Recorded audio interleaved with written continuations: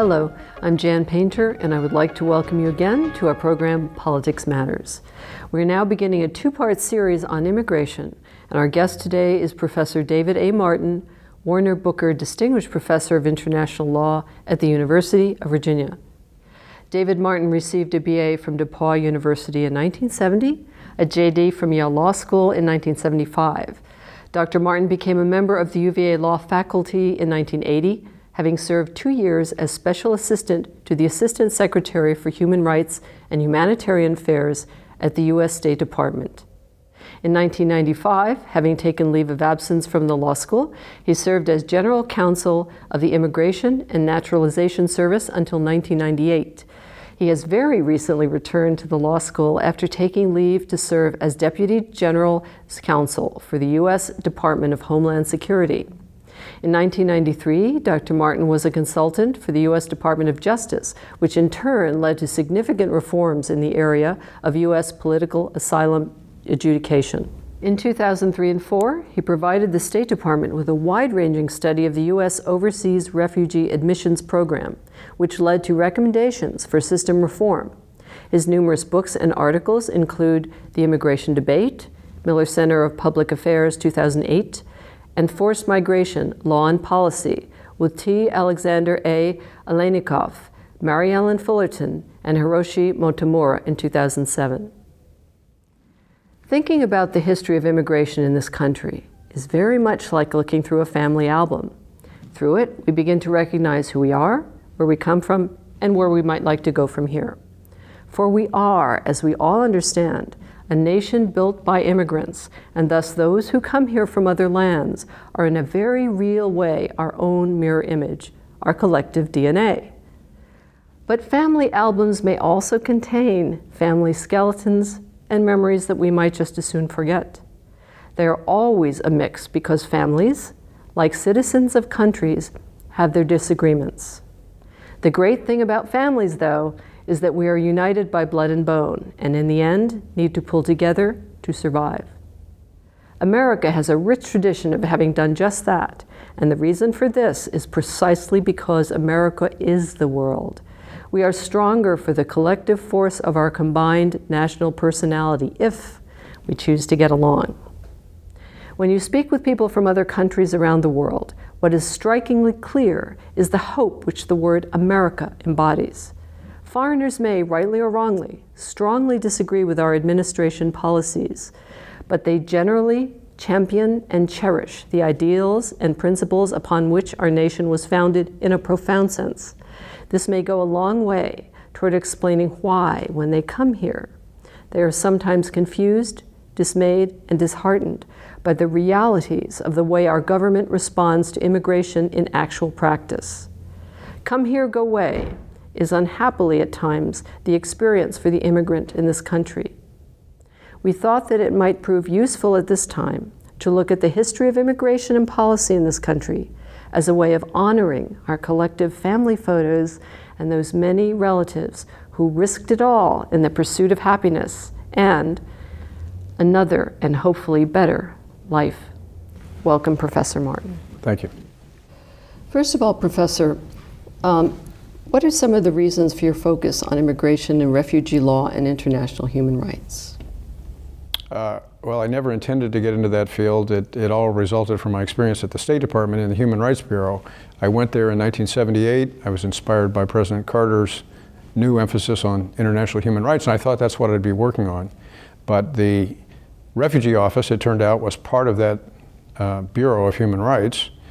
There was a major crisis in the refugee field then because of the boat people coming out in very large numbers suddenly from Vietnam. And I got to work on those kinds of issues, worked with many people at the Immigration and Naturalization Service, had to learn the law a bit, worked on legislation that became the Refugee Act of 1980, and it was very interesting. It remained quite interesting, to my surprise, when I went into academic life. There was a lot of interest in 1980, at that time when I joined the faculty, in immigration and refugee issues, and there weren't many people in the law schools who knew much about that area. So I was a rookie law professor, and yet one of the real experts on those kinds of issues because I'd been working on it in the government for 2 years. So I was invited to do papers and presentations. I found it remained quite interesting for my academic agenda from then on. For this discussion, I want to focus on the 20th century laws. But if we could go back to the beginning of our history a little bit and just give people an overview of some of the pivotal laws which obtained. For instance, what constituted Congress's first attempt to establish immigration policy in this country? The first sustained attempt came in the late 19th century. There was something of an attempt, an infamous attempt in the Alien and Sedition laws, which gave the President Adams, broad authority to remove undesirable aliens, but that was then disavowed when Jefferson came into office. The Chinese Exclusion Acts were some early enactments in the 1880s, barring Chinese laborers, even though we already had a treaty that had committed the United States to allowing Chinese to come. And through that part in the turn of the 20th century, the main focus, though, was on qualitative limitations. People who had criminal convictions in their past, people who had contagious diseases could not come in, but there were no numerical limits on the number of people who could come, with the exception of the Chinese exclusion provisions. So there was a major push in the early 20th century by people who were alarmed by what they saw as the new immigration coming from unassimilable parts of the world, like in their view, Italy, Poland, Czechoslovakia. The pseudoscience that was used to document that, if you read it today, it's really quite extraordinary. But there was an emphasis, a push to try to get numerical limitations to block people coming from those countries, and that finally resulted in the national origins quota laws of the 1920s that limited the number of people who could come, and had very small numbers for what were regarded as undesirable countries. When was the ending of the Chinese Exclusion Act? When did that change? There were various kinds of limitations on Chinese that, it was subsumed in the national origins provisions and basically continued that. And there were various kinds of limitations on the Chinese until the 1940s, when they were our allies in World War II. That's incredible. What guidance does the Constitution provide with respect to immigration? How did the ratification of the 14th Amendment affect the process of immigration, in your view? Well, the Constitution, insofar as actual immigration decisions are concerned, our decisions about who it is that we will admit and how many, the Constitution basically leaves that to the political branches to make a policy decision. Admit a lot, admit a little, exclude this category, admit that category. It says very little. And the 14th Amendment and the Equal Protection Doctrine does not play a role in that. That's why the national origins quota system was able to survive for as long as it did. When Congress did a major rewrite of immigration laws in 1952, the McCarran-Walter Act, or the Immigration and Nationality Act, this is known by both those names, they continued the national origins quota system. Harry Truman vetoed that law. Partly because of his objection to that provision, Congress overrode the veto, and it wasn't until 1965 that we eliminated the national origins quotas. So, when I understand, Congress has full authority over immigration, and the President's responsibilities are where? Well, it's Congress and the President, but a major feature of our laws for 100 years has been an emphasis on very strict and closely defined limits appearing in legislation. Congress defines those, Congress sets numbers, and unlike several other countries that may have more flexibility for adjusting the numbers over time in response to changing conditions, for us the numbers are pretty much frozen in statute. There's been a lot of criticism of that recently. Many people think that's a bad idea. The problem is finding a way to agree on something that might replace it. Congress holds on to that authority very closely, but there have been many proposals in recent years to provide to set up a kind of commission that would recommend adjustments based on changes in the world economy, changes in demographics, changes in U.S. needs. So does the President determine the number of refugees admitted to this country? The President does have authority to determine the number of refugees that would be admitted. All the other categories are pretty much fixed in statute, and that one's also grounded in statute, but it specifically gives the President the authority to decide before the beginning of a new fiscal year how many refugees should be admitted in a process that involves consultation with Congress. Congress could block it conceivably if they wanted to by passing new legislation, but it has always gone through. The president's numbers have been approved. So the Congress and the president share that responsibility, but the statute structures it pretty tightly, and that's causing us some problems now, I think, in the 21st century. What in the 1850s was the Know Nothing movement? Well, that was a party that was motivated largely by nativist sentiment, sought considerable restrictions on migration, even in that early time period, agitated strongly, had major support from some surprising, significant public figures, and pushed for those kinds of changes. It didn't result in changes at that particular time. The federal government had only minimal controls on immigration until the later part of the 19th century. Oh, I see. What was the effect of the Great Depression on the immigrant flow in the U.S.? What decision did FDR make which affected immigration?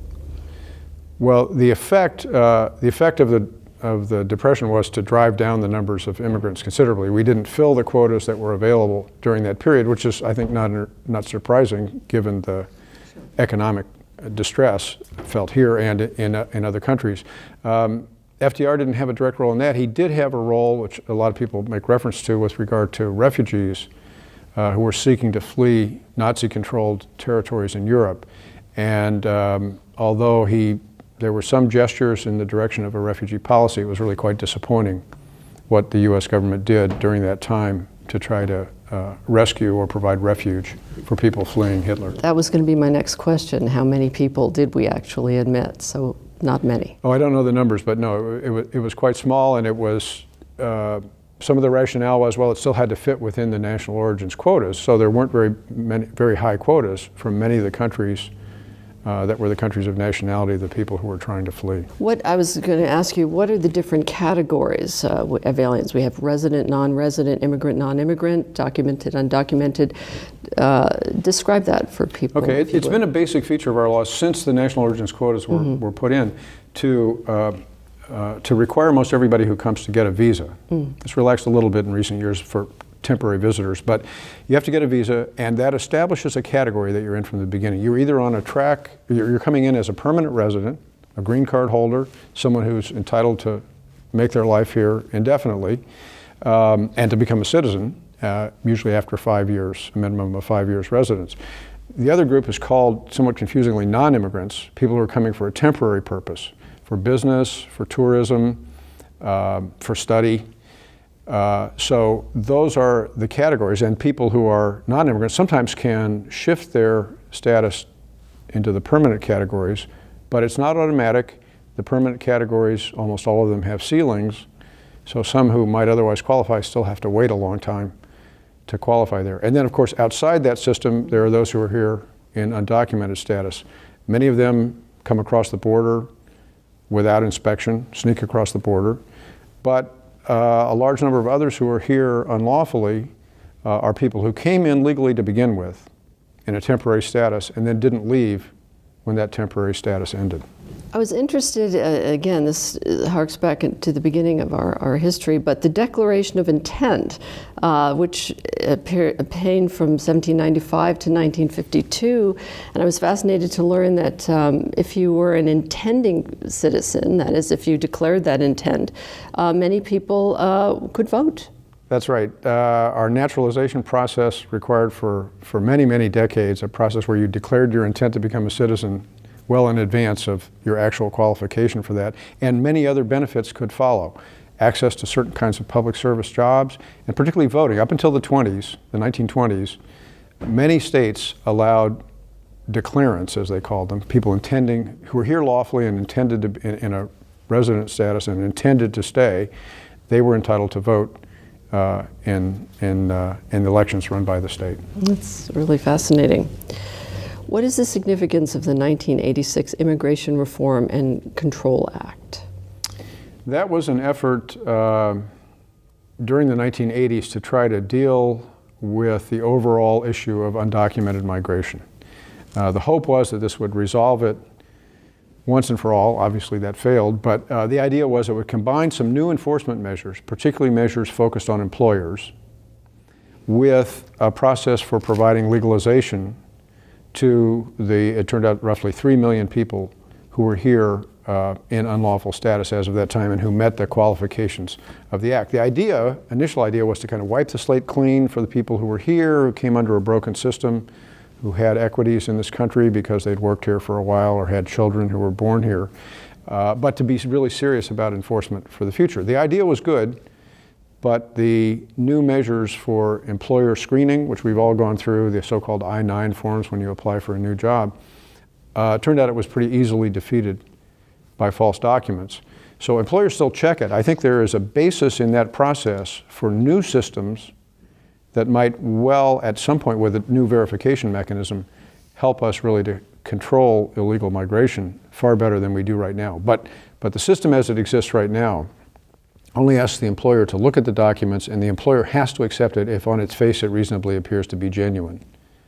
So it turns out a lot of people can get work through that process. It didn't work to control migration for the future. And that then has fed, of course, cynicism and distrust of new proposals for a new, similar kind of approach that would combine a legalization program with new measures both to improve enforcement and to adjust our permanent migration categories to match better with the kinds of demand for migration that we experience in the 21st century. Demand both from potential immigrants and from employers or family members who are already here. I think, as we've seen in the news lately, it's very interesting that President Obama is shifting the onus back toward employers.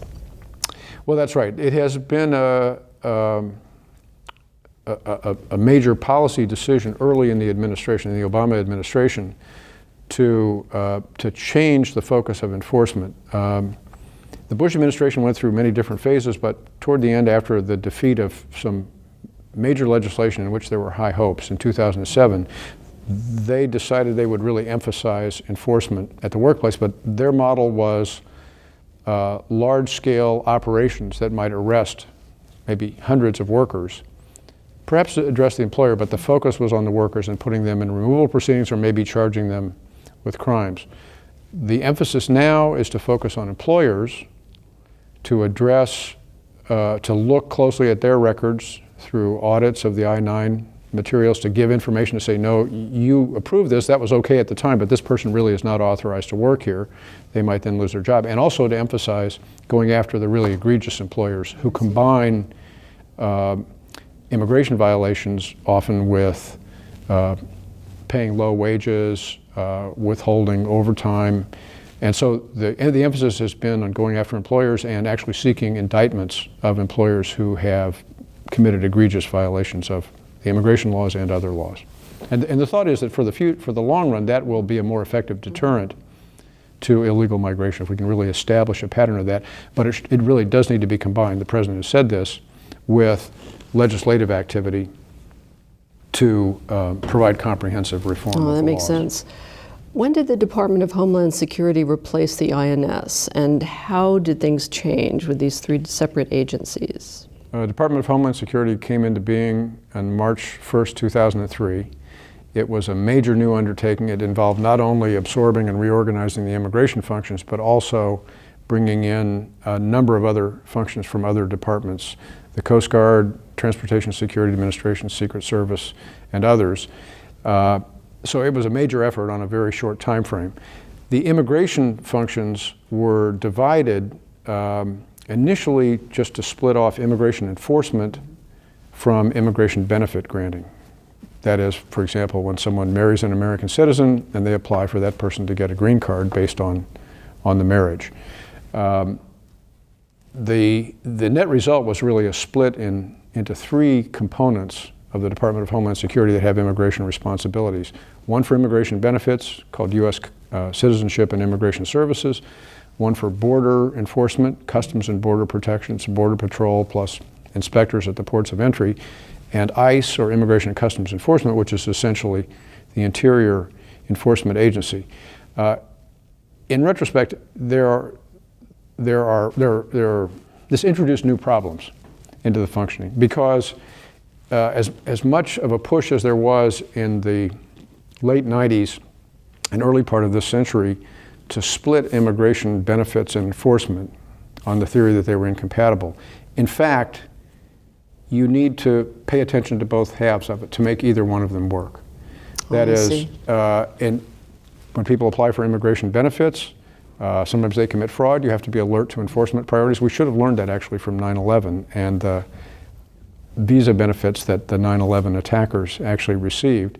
And similarly, enforcement needs to be mindful of the kinds of benefits that are available. So there is an effort now to try to coordinate those three functions, but it is hampered by the division, and it would work better if there were some better structure for coordinating without having to rely on all the way up to the secretary or deputy secretary of the department to do that kind of coordination. Looking at the past three administrations, how do you think they handled immigration policy, taking them one at a time in your view?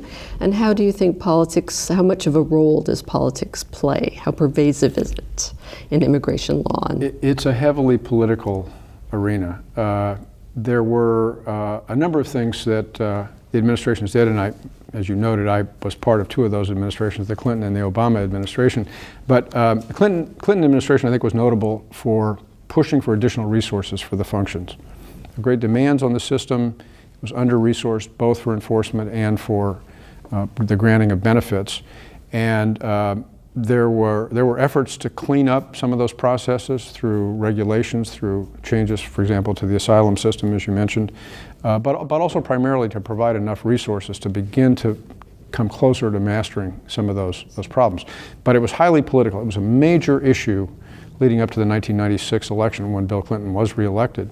And a major reform bill was enacted in 1996, about 6 weeks before the election. A lot of just hard politics went into that. It was thought that, I think rightly so, that immigration might be a major issue, and both parties were contesting over that. The Bush administration worked hard from early on to try to find a comprehensive overall solution, to work closely with the government of Mexico, to try to find a solution with major outlines that are still ones that were being talked about. That is, a kind of legalization for people already here, much better enforcement mechanisms, both at the border and in the interior, and revisions to our permanent immigration, or our overall legal immigration categories to better accommodate demand.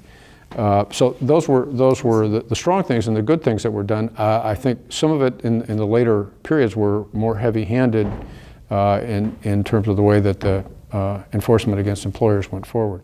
The Obama administration tried to shift that, as we talked about earlier, to focus more on employers rather than on rounding up hundreds of people, and to press for comprehensive immigration reform. But the legislative calendar was pretty much occupied by health care.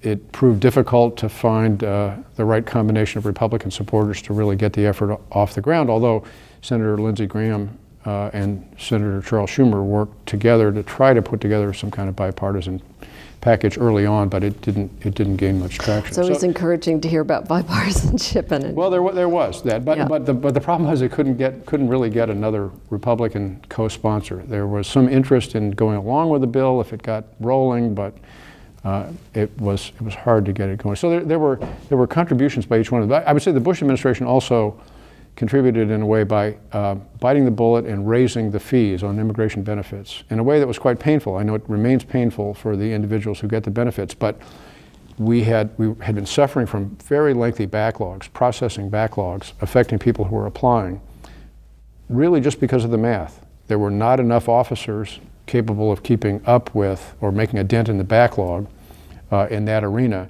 And Congress has mandated that all of that kind of adjudication function has to be funded by fees. The fees hadn't been set at that level. So they did increase that, and that enabled us over the last several years now to pretty much catch up with processing backlogs. There are other kinds of backlogs, but the administration made some significant progress along those lines. The Obama administration has worked on the benefit side, changing of enforcement approaches, and also really trying to develop a much tighter focus on applying resources, enforcement resources, to people with criminal involvement, and to exercise prosecutorial discretion in the immigration field more soundly. In your experience, Professor, working in this administration, what are some of the most commonly held misconceptions about the process of immigration and what it means to be American? Well, I think one important misconception that a number of people who are new to the field or follow it only lightly often hold is a thought that the people who are here in undocumented status are simply jumped the line. They just didn't want to wait or do the paperwork to come here in a legal status. In fact, because we have significant statutorily mandated limitations on various kinds of categories, both temporary and permanent categories, many of the people who are here in undocumented status really, as long as they stayed in their home countries, had no realistic chance of qualifying for one of the categories. So some of the discussion is, oh, they should just go back home and come here legally. Well, for many of them, if they went home, they couldn't come here legally. We have to shape policy based on that understanding. We are not going to be able to accommodate everyone who wants to come to this country. So we're going to need a significant and serious and resolute enforcement effort on down the road if we look out 10 years in the policy.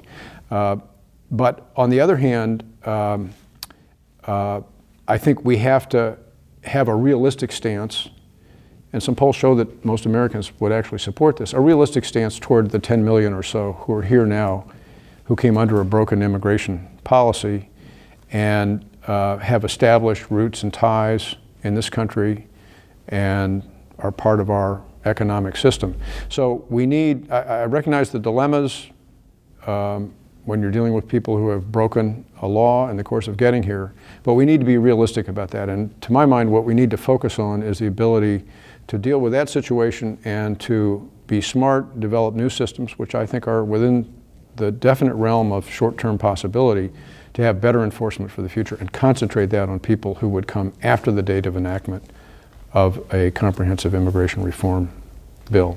I would like to thank Professor Martin very much for his informative and enlightening discussion today. Thank you. Thank you again at home for joining our conversation, and we look forward to your coming back with us for the conclusion of our series on immigration next time. If you would like more information about our topics under discussion today, you will find a number of books on immigration and immigrant history on our website at politicsmatters.org. There is also a complete archive of all prior Politics Matters programs, which you may watch in their entirety at any time. We are always interested in hearing from you with any comments, questions, and concerns and topics for future programs. You can email us at info@politicsmatters.org. We air Tuesday and Saturday at 8 p.m. Thank you again, and until next time, I'm Jan Paynter, and this is Politics Matters.